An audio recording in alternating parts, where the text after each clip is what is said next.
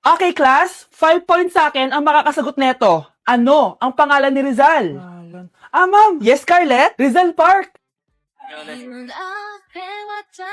Anong Rizal Park? Jose Rizal yon. Diyos ko, mga bata ngayon. Siya ang pambansang... Ma'am, siya ang pambansang opa. Siya ang pambansang bayani natin. Anong pinagsasabi nyo? Oh, kompletuhin nyo to. Ang kabataan, ang pag-asa ng busan. Mali! Bayan! Pinagluloko nyo ako, ha? O eto, ano ang sinulat na libro ni Jose Rizal? Ma'am, El Filibusterismo. Imnida.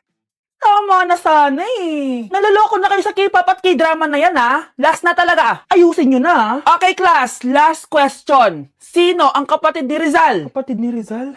Ma'am. Eto, sure na ako sa sagot ko. Yes, Scarlett. Ang kapatid ni Rizal Park ay si...